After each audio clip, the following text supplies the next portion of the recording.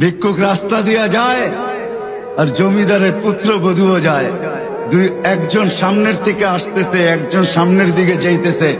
দুইজনের ক্রসিং এর সময় ভিক্ষুকের গায়ের কাদা জমিদারের পুত্রবধূর গায়ে লেগে গেছে। সে দুনিয়া আন্ধার করে ফেলছে, স্বামীকে ডাইকা নিয়ে আসছে, বলছে ভিক্ষুক আমার কাপড় নষ্ট করে দিছে। সে শুধু ভিক্ষুক ছিল না, বৃদ্ধ ছিল। বৃদ্ধ ছিল না শুধু, জীর্ণ ছিল, শীর্ণ ছিল। শরীরে কাপড় ছিল না, ফাটা চিরা কাপড় ছিল। পায়ে জুতা ছিল না, পেটে ভাত ছিল না। জমিদারের পুত্র সইতে পারে নাই, যৌবনী শক্তি সয়তো সয় কি কইরা তার স্ত্রীর গায়ে ভিক্ষুকের কাদা। বস সমগ্র শক্তিকে হাতে জমা করা, একত্র করা বৃদ্ধের গালে বসায়। বৃদ্ধ কিচ্ছু বলে নাই, শুধু উপরের দিকে তাকায় দুই তিনটা শব্দ উচ্চারণ করছেন।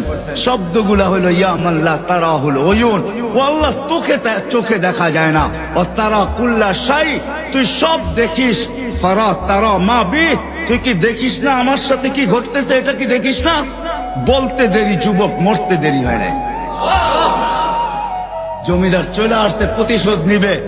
বৃদ্ধের একদিকে মুস্কি হাসি, একদিকে বলতেছে প্রেমের খেলা এমনই হয়। জিজ্ঞাসা করছে কিসের প্রেমের খেলা রে? বলছে ওর প্রেমিকার গায়ে আমার কাদা লাগছে, পায়ের কাদা লাগছে, ও সইতে পারে নাই।